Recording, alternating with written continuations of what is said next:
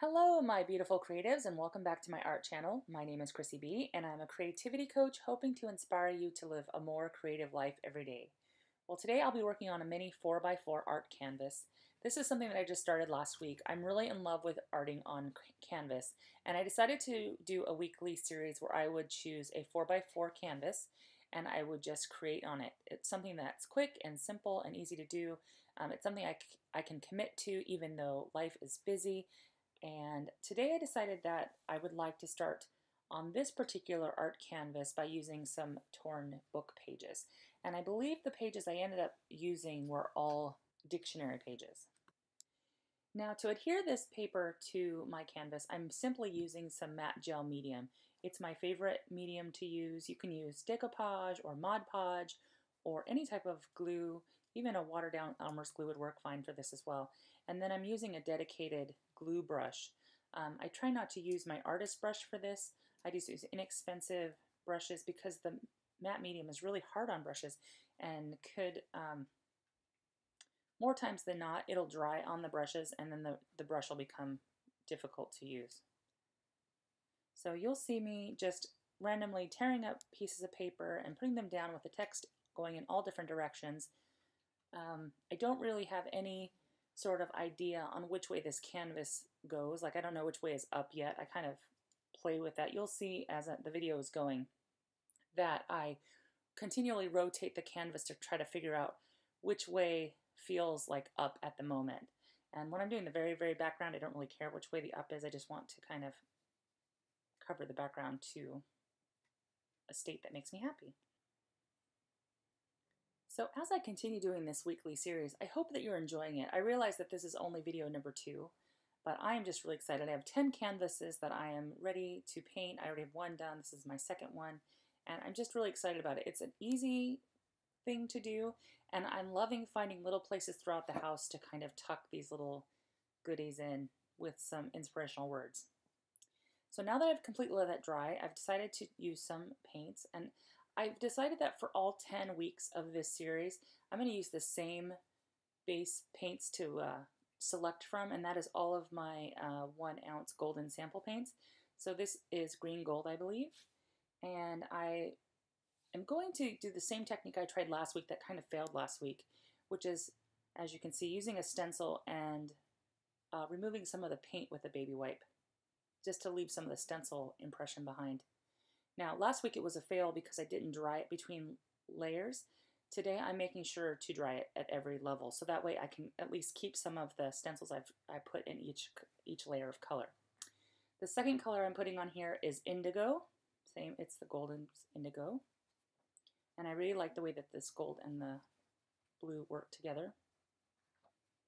So I'm just doing the same thing with a different stencil and a baby wipe. And then after I get this where I like it, I'll go ahead and give that a good dry as well. So that way that texture will stay. And then I'm ready for my next step, which is quinacridone gold something. Quinacridone, I'll have to go look. I can't remember what it's called. But this is the same paint color I used last week. I felt like it was a really good color for kind of grunging it up and kind of giving a rust kind of feel. Plus, I really liked how it really warmed up the little canvas, so I decided I would use it again today. I just really like it. I like it a lot. And then after doing that, I added some more of the indigo straight on top, just to kind of make that blue a little bit deeper in some areas. I don't know, I'm just really loving all the different textures that you get, and it's such a small canvas. It's such an easy thing to do. This entire piece took me about a half an hour to create. Right now you're seeing the video edited to about 2 times the speed, so it's sped up to double time. So what you're seeing here is I took some words. I've just been kind of trying to think of some words to put on these different canvases, and so I just started to kind of collect those words, and I'm stamping them out onto some watercolor paper. Now for this week's particular spread, I decided to put the word connect, and I thought I was ready to put it down, but once I started to kind of like give it an audition, I felt like it was missing something, and that was my doodling. So I pulled out a green paint Posca pen, and I'm not really terribly happy with this green, but I have a way to fix it. So I just start by putting the green down. I want it to be nice and sketchy and messy, And I'm also making sure that those sketchy lines run across to the edge of the canvas as well, the sides of the canvas, not just the top, to make it look like the canvas might have been, the art may have been created on raw canvas and then stretched after it was completed. So that's what I'm doing here. So I'm going to give that layer a dry, and then I'm coming back in with a Stabilo pencil. Now, I did not know this about Stabilo pencils, but if you get a Stabilo pencil warm, which I did while I was drying that last layer, it actually produces a lot more ink than it normally does. So I now know that. But what I'm going to do is I'm just going to activate that black. And what I'm hoping to do is to basically put a wash of kind of a charcoal, a transparent charcoal over the top of that. Using that Stabilo pencil, and I was hoping that that would change the green to more of a dirty, muted type of a green, something that felt like it would go better with the canvas. However, because I had inadvertently gotten that Stabilo warm while I was heating the last layer with my heat tool, I had my pencil a little too close to my canvas, I had to do a lot more cleaning off with my brush.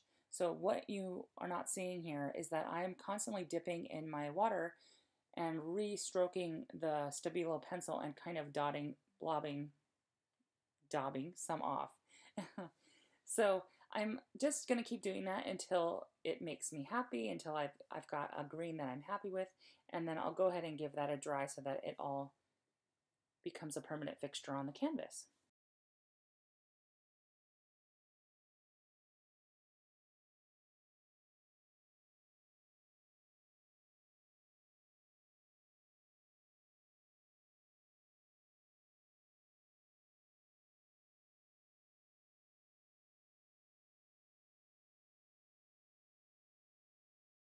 So now that that's dry, I'm bringing out my doodling utensils, which are my absolute favorite things. My white Stabilo pen, I have a construction pencil, which is the number 2 construction pencil, a regular number 2 pencil, and then I also have a black doodling pen.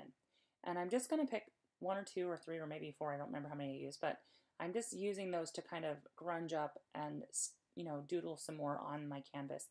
Essentially, anything that I would do in my art journal is fair game for my art canvas. That's how I'm approaching each one of these canvases.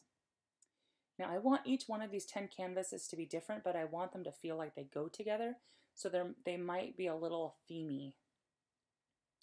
Last week I used a scribble stamp, like a rubber stamp with that was kind of a scribble, and I decided that this week I would try to see if I can mimic that same kind of a look with my doodling pen. And what I'm showing you here is I normally do like a hatch mark, which is what I do with a pencil. This is the second scribble I'm doing there. It's more of a scribble versus a hatch. So that's kind of the difference of what I'm doing. So with the pencil I do the hatch marks, and with the pen I'm doing scribbling. And essentially I'm just trying to add some visual texture to my canvas, and I try to also take it off to the sides, and I also try to kind of sprinkle those scribbles around the canvas so your eye kind of wants to move around the canvas and kind of stay within the canvas that I'm creating. I think they turned out pretty well. I like them. They look very similar to the stamp that we had last week. Here I am with my white Stabilo pencil, my Stabilo pen, no, my white Signo pen, my white broad Signo pen. Apparently I can't speak today, sorry about that. And I'm just going to do some more scribbles, just all the same kind of stuff I normally do with my art journaling. Remembering to take it down the side, don't forget.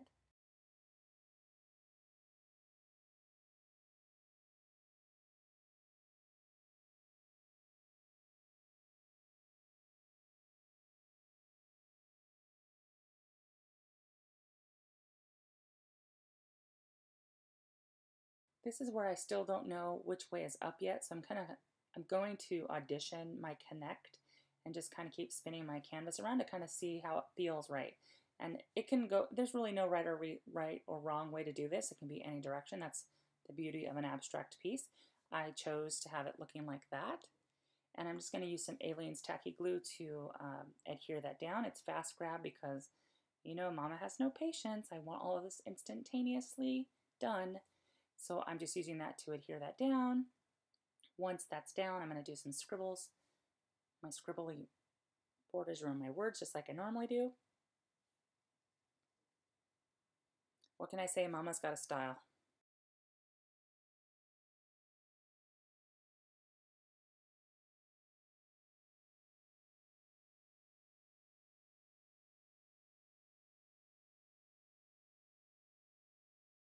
doing a little bit more pencil scribbling around the edges. I kind of felt like it wasn't quite grungy enough, or maybe there was too much clear space on some of the edges. So I just came back to add some more. I'm bringing out my tiny punchinella and that crystal gel. Every single one of my 10 canvases are going to have this on it. I feel it's another way to just kind of tie them together, just kind of unify them would be the crystal gel, the colors I'm selecting from, the stamped word for each one, and the size I feel will like unify them together. And I'm just so in love with the sparkle that that little crystal gel gives it. I'm just so in love with this whole process. I hope that you enjoyed that. I know it's short and sweet and simple, but it's such a fun thing to do. If you have any questions, let me know.